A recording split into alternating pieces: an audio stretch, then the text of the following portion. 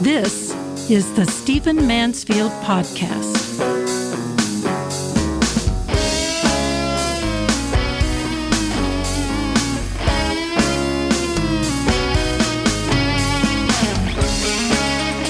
Hello, welcome to the Stephen Mansfield Podcast. I'm Stephen Mansfield, and this is the podcast where we look at our times through the lens of faith and leadership, character, and history. Briefly, before I dive into my topic for this episode, I want to remind you that we are looking for sponsors for this podcast. This podcast goes all over the world, is listened to by very influential people. If you want to help extend the messages that we get across on this podcast and also promote your products, contact us. You can do so by writing us through stephenmansfield.tv. I want to dive in on a number of topics in the news these days. Some are good news, some aren't, and some are going to be a little bit controversial to some of my listeners, but we're going to get to it anyway.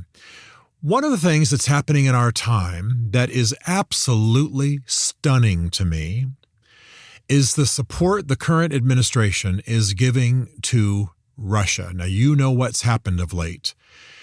In the UN, the U.S. actually refused to endorse a condemnation of Russia as the aggressor in the Russia-Ukraine war. Absolutely stunning. Here, Russia invades Ukraine. No question about it. They launched it, whatever the reasons were. And the U.S., under Donald Trump, the UN ambassador instructed by Donald Trump not to endorse a condemnation of Russia for invading Ukraine. This is unprecedented. This is going to set a stunning example and precedents for down the road. This is astonishing. Then, all of you, I'm sure, have heard to the point where you're exhausted with it about the Oval Office meeting between Vladimir Zelensky, Donald Trump, and J.D. Vance. Now, this was a pretty stunning moment, and I want to describe just a little bit some of the things that were oddities. First of all, harsh, angry conversations like this before between our president and heads of state have happened before. They've just not happened on television with the press in the room. And this is an example of what I think is going to continue with Donald Trump. And that is that he likes television cameras on. He likes performing. He even said after these moments in the Oval Office, this will be good television. He said it and it was recorded. So he likes the cameras on. He likes bitch-slapping heads of state with the cameras running. And that's what happened. And it was a disaster for all involved. Vladimir Zelensky was supposed to show up for a White House meeting. There was supposed to be polite conversation. Then there was supposed to be a signing of a raw earth deal related to minerals and assets in Ukraine that the U.S. would share in as part of defraying costs and partnering for future industry. And instead, the whole meeting went south.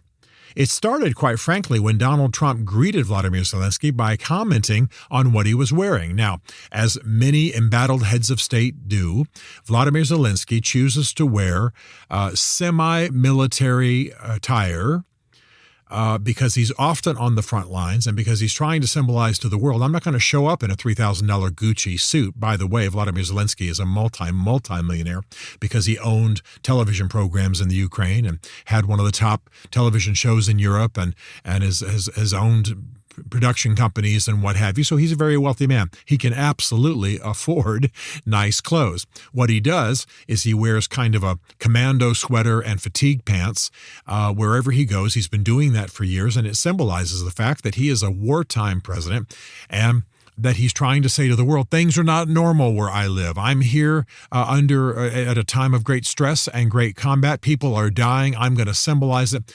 Others have done it in history. Churchill did it wearing his quote-unquote siren suits. Yasser Arafat did it. He wore fatigues when he would visit heads of state, et cetera, et cetera, et cetera.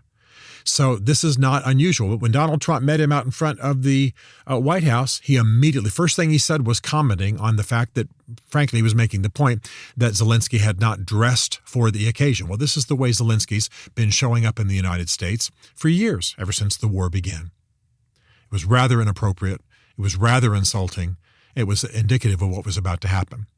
They go into the Oval Office, J.D. Vance is there, and Vladimir Zelensky has to sit through a half an hour of discussions before things finally ramped up. Mr. Trump is pressing Zelensky for peace. He wants peace. He wants to be a peacemaker. Quite frankly, he's told aides he has his eyes on the Nobel Peace Prize, and he's pushing for peace. Well, this is at a time, though, when Putin is murdering civilians. There's a drone war going on deep into both countries, Ukraine and Russia, that is doing a great deal of damage.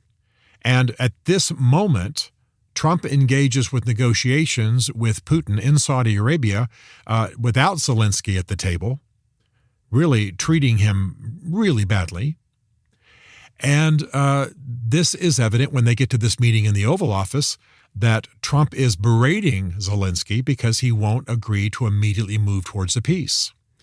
Zelensky, as is appropriate, and he didn't do everything that was right. He didn't handle himself extremely well in that meeting either towards the end. But Putin, of course, resents the fact that he's being pressed for a peace when Putin is so vicious, so violent, so bloody.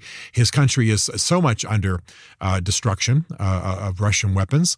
And, you wouldn't have pressed Winston Churchill for peace in 1943 when the lines were drawn badly, when Hitler was bombing London, when things were in a horrible state. You don't just press for peace and for everything to freeze as it is when territory's been taken, people have been murdered, your country is trashed through bombings and bloodshed. So it was a weird moment. And then J.D. Vance, both Trump and J.D. Vance began to press Zelensky for why he wasn't more grateful, why he wasn't thankful. Now, I need to say that I pay very close attention to Zelensky. He's a very unusual man as the head of state, and he has done some marvelous things in the Ukraine. I'm not saying he doesn't have his failures and his weaknesses, but I've watched him a great deal, and I can attest to the fact, and anyone who does any scanning of his speeches and paying attention to his public pronouncements will know that he constantly expresses gratitude to the United States and to the West, constantly.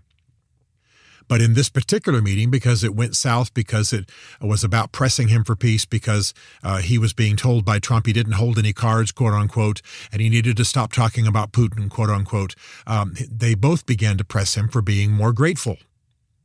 And Trump even accused him of threatening, of risking World War III. J.D. Vance kept on pressing him for not expressing enough gratitude. I got to tell you, quite frankly, that's a statement made by some insecure leaders. I like J.D. Vance. I have my concerns about Trump, but he was better than the other candidate in this recent presidential election. So we're dancing with who we got. And I'm grateful for some of the things he's doing. Some of the things he's done since being in office are brilliant. Some of his presidential proclamations, brilliant. Executive proclamations, brilliant. So mixed on Trump, as you know. But this particular event, that it was on television, that Trump was loaded for bear before the guy even got there. It insulted his clothes the moment he walked up to the White House. They made him sit through a 30-minute diatribe, and then it got tense, and then he's being told he's not agreeing to peace, and then he's being told he's not grateful enough. This was the weirdest event I've ever witnessed in American foreign policy. It shouldn't have been on television. If they were going to bitch slap him, they should have taken him to a back room. Gratitude should not be the issue. That's the statement of insecure people. That you're not thanking me enough? Imagine me approaching somebody and saying, you're not thanking me enough. We're not going to talk about the issues. We're going to talk about how grateful you are. That's an emotional factor. You don't talk about international statesmen, about their emotions. Those statements were made by, in that moment anyway, two very insecure leaders. So now, at the end of that meeting, as you know, Zelensky left. He was basically drop-kicked out of the White House. He then went to meet with Europeans, which was already scheduled. And the Europeans are saying, you know what, if the U.S. is not going to step up, we will commit. Even the very leftist Prime Minister of England met with Zelensky, committed billions a year for the next 10 years, and is now trying to negotiate peace. The U.S. is abandoning its international role. It's pressing Zelensky to move immediately to peace, largely out of a personal agenda by Donald Trump. And this was a disaster. Everybody had egg on their face. It diminished American politics. It diminished American standing in the world.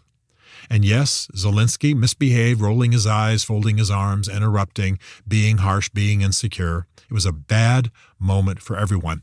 And that's why you don't put things like this on television. That's why you don't do everything like an episode of The Apprentice. That's why you don't do everything thinking in terms of whether it's good television. Trump looked bad, J.D. Vance looked bad, the United States looked bad, American foreign policy looked bad, certainly Zelensky looked bad. Now the cause of justice and a just war and the end of war is damaged. Good thing might be that Europe is stepping up. Europe needed to step up. Europe has not conducted itself well in international affairs in the last years and certainly have been weak in the face of the needs of Ukraine. Ukraine is essentially a European country, should be anyway, and they are now stepping up. That could be the good result of this. But I got to tell you, this was a sad episode to me as the son of an Army officer who mainly was involved in the Cold War. As an American, as a patriot, I want to see my country strong. I want to see it valiant. I want to see our president and our vice president be sterling characters and lead well. And that was not in evidence that day in the Oval Office. Now, some of you will be upset with me that I'm not taking sides. Everybody misbehaved. The big mistake was televising it in the first place. Many heads of states have been corrected by American presidents in private meetings. Very tense. We have the transcripts. I mean, some of the conversations between Churchill and FDR were fierce, but they hammered things out and got it done, and never did it taint the public or their beliefs or their patriotism or their ability to follow these leaders. But that's happened now, and we're going to pay for it. There's another issue in the news that's been overshadowed by that horrible episode. I want to describe it. People often look to me to comment on what's going on with the Kurds, and I'm very pleased by a development. For many years, there was essentially a terrorist organization. They wouldn't be happy with me describing them as a terrorist organization, but a guerrilla organization that was willing to be violent in Turkey. It was a Kurdish guerrilla organization, and it was called the PKK, the Kurdish Workers' Party. The initials don't translate because we're talking about two different languages. The head was Abdul Öcalan. Abdul Öcalan was captured about 25 years ago, and he's been in prison on an offshore island just off the shores of Turkey, but he has continued to direct and to advise and to influence the direction of the PKK. Well, just recently, through some negotiations, he has asked the PKK to stand down and to disarm, and that as long as they're not directly attacked, they will not attack in return. It's the first time there's been a breakthrough between Turkey and the PKK. You need to know that for many, many, many, many years, Turkey horribly treated the Kurds. Arrested them, wouldn't allow them to speak their own language. I've had Kurdish friends be arrested in Istanbul for speaking Kurdish out loud before some of these laws changed. You couldn't use Kurdish in school. You could be arrested for writing a poem in the Kurdish language. I could go on and on and on. And so many of the leaders of this movement took up refuge in northern Iraq, the Kurdish region in northern Iraq.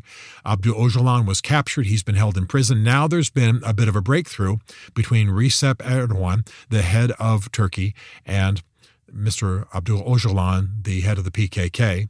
There's a ceasefire. There's an agreement. Now, some of this might be Erdogan hoping that the Kurds will vote for him en masse now that there's a bit of a ceasefire and some peace going on between the two of them, because Mr. Erdogan is going to look for a vote to extend his presidency beyond what currently is allowed by law. He's been in office for a long time. He, like Putin and others, wants to be a dictator for life. And so he's going to see if he can effect a vote that gives him an extended presidency. He's looking for the Kurds to support him in this, and therefore the cessation, at least intended cessation, of hostilities between Turkey and the PKK may very well allow that. However, it comes at a good time, because one of my great concerns, as I've said before in this podcast, is that the Kurds of Syria would be screwed in the various negotiations for the future of that country. The U.S. was pulling out. They had backed the Kurdish factions. These Kurdish factions did not have a lot of influence. And with Turkey taking the upper hand in Syria and Turkey not liking the Kurds very much, Recep Erdogan particularly, calling them mountain Turks and mistreating them in his administration, there was every possibility that the Kurds were going to be screwed out of any power, out of any kind of deal for the future of Syria. That might have a reset now. That might not happen because if there's better feeling, better arrangements between the Kurdish factions in Turkey, perhaps even the Kurds in northern Iraq and Turkey, then it's possible that they'll be at the table and part of the negotiations for what goes on in Syria. So a good thing might be happening there. Look up Öcalan, Abdul Öcalan, look up PKK, look up Recep Erdogan. These are important trends and important things happening. I'm optimistic about the Middle East, a little bit more optimistic than I've been, but I am deeply disturbed by how the Trump administration is conducting foreign policy and the near adolescent way on all parts. Notice now I'm picking on everybody. Don't be mad that I'm not taking Trump's side or that I'm not taking Zelensky's side. I'm in favor of Zelensky's cause. He misbehaved. Trump and J.D. Vance absolutely misbehaved and had some attitudes and a little bit of a setup with the television cameras running and the press echoing what Trump had said about the way that Zelensky dressed. One reporter even asked if Zelensky owned a suit. I mean, come on. This is high school. And I'm ashamed that we are conducting our foreign policy in this way. So I'm mixed on Trump and Vance in terms of what the total administration is doing, disgusted with that meeting the other day, disgusted with the UN vote, think there's a better way to head towards a peace. We may now have emboldened Russia, which will absolutely not lead to peace. And unless Europe mans up, we may very well see Europe be a Russian plaything before this generation is over. Sorry to be dark about that, but things are not going well in American foreign policy.